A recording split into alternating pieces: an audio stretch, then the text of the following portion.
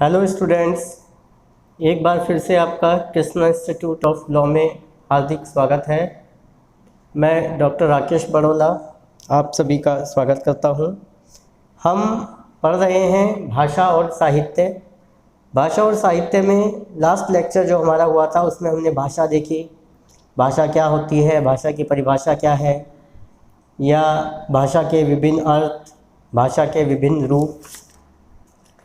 आज हम बात करेंगे भाषा की विशेषता और प्रकृति। भाषा की विशेषता और प्रकृति निम्नलिखित होती हैं। नंबर 1, भाषा परंपरा है, व्यक्ति उसका अर्जन कर सकता है, उसे उत्पन्न नहीं कर सकता।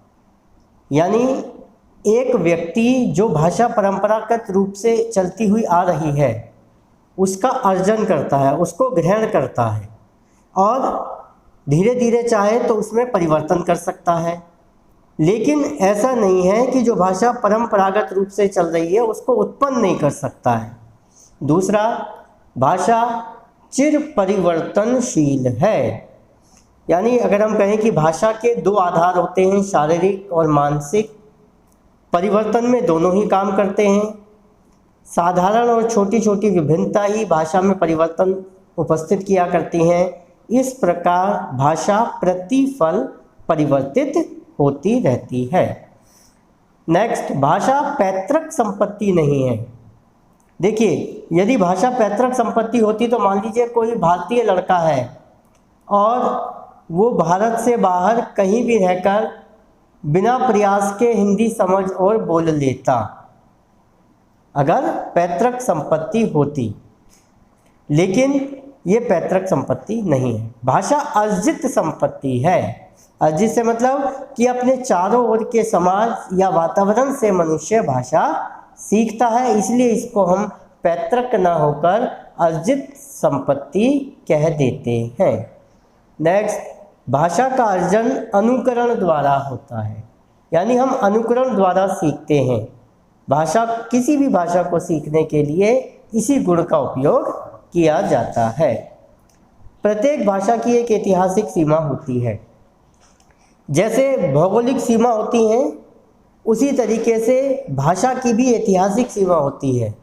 अर्थात ये कह सकते हैं कि प्रत्येक भाषा इतिहास के किसी निश्चित काल से प्रारंभ होकर और इतिहास के किसी निश्चित काल तक व्यवहत होती है। और अगला है, प्रत्येक भाषा की अपनी संरचना अलग होती है। किन्हीं भी 2 भाषाओं का ढांचा पूर्ण रूप से एक नहीं हो सकता है। उनमें ध्वनि, शब्द, रूप, वाक्य या अर्थ किसी भी स्तर पर संरचना या ढांचे में अंतर अवश्य ही पाया जाएगा। इसलिए कह सकते हैं कि प्रत्येक भाषा की अपनी संरचना होती है। तो ये आपने देखी भाषा की विशेषताएं और प्रकृति। अब आता है हिंदी भाषा का विकास अथवा उसके इतिहास के बारे में हम बात करेंगे। सबसे पहले हम बात करते हैं आदिकाल। आदिकाल हिंदी भाषा के विकास में 1000 ईस्वी से 1500 ईस्वी तक रहा था। इसके अंदर ध्वनि की बात करें तो आदिकाल हिंदी में मुख्यतः उन्हीं ध्वनियों का प्रयोग करता है जो अपभ्रंश में प्रयुक्त होती थी।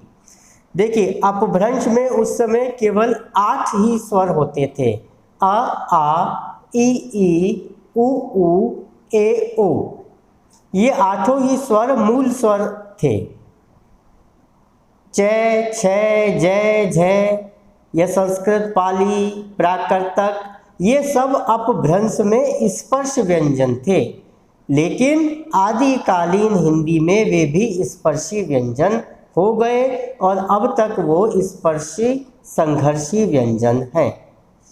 अपभ्रंश के अंदर ड और ढ व्यंजन नहीं था। व्याकरण की बात करें, आदिकालीन हिंदी का व्याकरण 1000 से 1100 ईस्वी के आसपास तक अपभ्रंश के बहुत निकट था। भाषा में काफ़ी रूप ऐसे थे जो अपभ्रंश के थे, लेकिन धीरे धीरे अपभ्रंश के व्याकरणिक रूप कम होते गए और हिंदी के अपने रूप विकसित होते गए। 1500 ईस्वी आते आते हिंदी अपने पैरों पर खड़ी हो गई। शब्द भंडार, भक्ति आंदोलन का प्रारंभ उस समय हो गया था, अतः तत्सम शब्दावली आदिकालीन हिंदी में अपभ्रंश की तुलना में कुछ बढ़ने लगी थी। मुसलमानों के आगमन से कुछ पश्तो, फारसी, अरबी, तुर्की शब्द भी हिंदी में आने लग गए थे, क्योंकि मॉडर्न जो है वो भारत में आना शुरू कर दिया था। साहित्य में प्रयोग, इस काल में साहित्य में प्रमुखतः डिंगल, मैथिली, दक्षिणी, अवधी, ब्रज तथा मिश्रित भाषा का प्रयोग मिलता है। इस काल के प्रमुख हिंदी साहित्यकारों की यदि बात करें तो उसमें गोरखनाथ, विद्यापति, परपति नालह, चंदर बरदाई, कबीर, ख्वाजा बंदा नेवाज तथा शाह मिराजी ये लोग आदि थे। तो आदिकाल के बारे में हमने देखा, उसकी ध्वनि, व्याकरण कौन सा था, शब्द भंडार कैसे थे और साहित्य में प्रयोग कैसे होता था। आगे चलते हैं। मध्यकाल, मध्यकाल रहा था 1500 ईस्वी से 1800 ईस्वी तक। इसमें यदि ध्वनि की बात करें तो शब्दांत का आ जो था वो कम से कम मूल व्यंजन आने के बाद लुप्त हो गया, अर्थात राम का उच्चारण राम होने लगा। क्योंकि यदि हम राम का संधि विच्छेद करेंगे तो माँ के अंदर आ व्यंजन भी होता है, र जमा आ जमा माँ जमा छोटा आ। लेकिन ये कहता है कि धीरे धीरे जो है मूल व्यंजन के बाद आने पर जो है वो लुप्त हो गया। फारसी की शिक्षा की कुछ व्यवस्था तथा दरबार में फारसी भाषा का प्रयोग होने से उच्च वर्ग में तथा नौकरी पेशा लोगों में फारसी का प्रचार हुआ और का, खा, गा, जा, फा ये 5 नए व्यंजन हिंदी में आ गए। कब आए ये? मध्यकाल के दौरान। व्याकरण की बात करें, इस काल में हिंदी भाषा व्याकरण के क्षेत्र में पूरी तरह अपने पैरों पर खड़ी हो गई थी। भाषा आदिकाल की भाषा की तुलना में और भी वियोगात्मक हो गई। शब्द भंडार, इस काल में आते आते काफ़ी शब्द, यदि हम बात करें तो जैसे फारसी के लगभग 3500 शब्द, अरबी के लगभग 2500 शब्द, पश्तो के लगभग 50 शब्द, तुर्की के लगभग 125 शब्द तुर्की से हिंदी में आ गए। यानी जो फारसी के थे शब्द, अरबी के थे, पश्तो के थे और तुर्की से थे, ये सभी हिंदी में आ गए और इन आगत विदेशी शब्दों की संख्या लगभग 6000 से ऊपर हो गई। भक्ति आंदोलन के चरम बिंदु पर पहुंचने के कारण तत्सम शब्दों का अनुपात भाषा में और भी बढ़ गया। साहित्य में प्रयोग को देखें, इस काल में धर्म की प्रधानता के कारण राम स्थान की भाषा अवधी तथा कृष्ण स्थान की भाषा ब्रज में ही विशेष रूप से साहित्य रचा गया। यानी जहाँ राम का जन्म हुआ था वहाँ अवधी और जहाँ कृष्ण जन्म हुआ था वहाँ ब्रज भाषा ने साहित्य में अपना स्थान बनाया। इस काल के प्रमुख साहित्यकारों की बात करें तो उनमें जायसी, सूर, मीरा, तुलसी, केशव, बिहारी, भूषण, देव, नुसरती, कुली, कुतुब शाह आदि थे।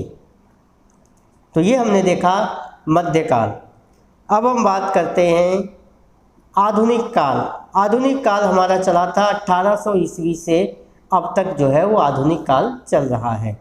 इसमें यदि ध्वनि की बात करें तो अंग्रेजी शिक्षा के प्रचार के कारण कुछ बहुशिक्षित लोगों में आ ध्वनि भी हिंदी में प्रयुक्त होगी, जैसे कॉलेज, जैसे डॉक्टर, जैसे ऑफिस, तो आ ध्वनि धीरे धीरे हिंदी में प्रयुक्त होने लग गई।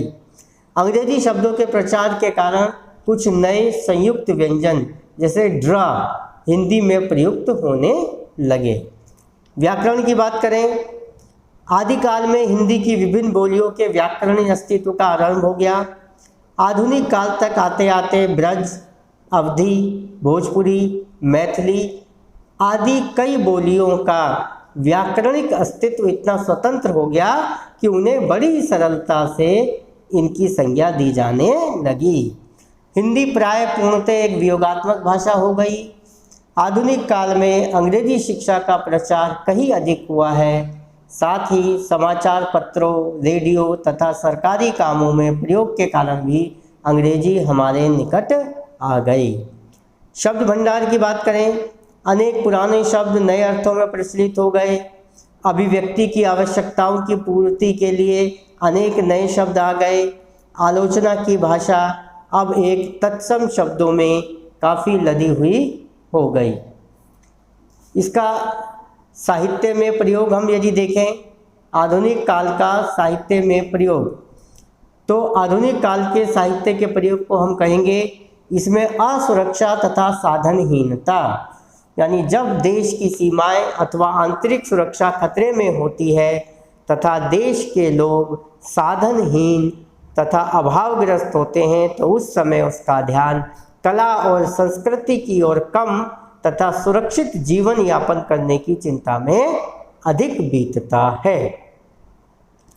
व्याकरण किसी भी भाषा के बोलने वालों में ग्रामीण, अशिक्षितों तथा अर्धशिक्षितों की एक बहुत बड़ी संख्या रहती है।